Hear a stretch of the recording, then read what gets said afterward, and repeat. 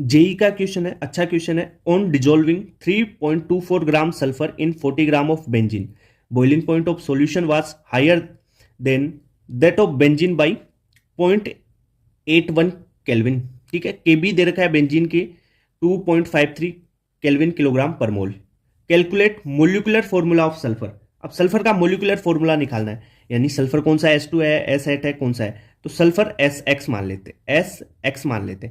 अब ये X क्या है, यहाँ पे X है आपका जो मोलिकुलर फॉर्मूला का मास है, यानी आपका जो मोलर मास है वो है मोलिकुलर फॉर्मूला मास, मतलब जो भी आप मोलर मास निकालोगे वो है ये, बटा ग्राम एटॉमिक मास। अब ग्राम एटॉमिक मास तो 32 है सल्फर का, पर ये मोलिकुलर फॉर्मूला मास यानी एमबी आपको पता नहीं है, मोलर मास। ठीक है, अगर ये मोलर मास पता चल जाए तो आप बता दोगे एक्स की वैल्यू और फिर एस एक्स बता दोगे, आपकी फॉर्मूला ऑफ सल्फर निकल जाएगा।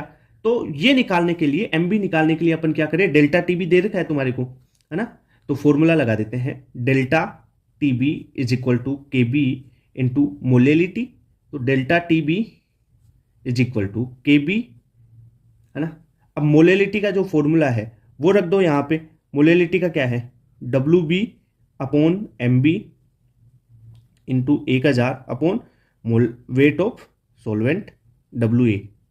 ठीक है सर, निकालना क्या है, एम बी निकालना है ना। ठीक है सर, ये दे रखा है 0.81 डेल्टा टी बी, ये देखो is equal to K B दे रखा है 2.53 into W B weight of solute. Weight of solute कितना है, देखो डिजोल्विंग 3.24 ग्राम सल्फर।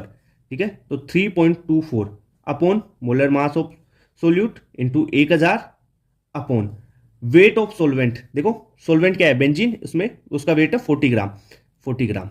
ठीक है 40। तो यहां से मैं अगर इसको सोल्व करूं, देखो सिंपल है, सोल्व हो जाएगा ये तो M B is equal to आ जाएगा 253 ग्राम पर मोल। ठीक है, क्लियर बात। तो यहां से अब x की वैल्यू निकाल लो आप, x बराबर कितना हो जाएगा 253 अपॉन 32, तो x बराबर 8। तो जो सल्फर होगा वो S8 होगा।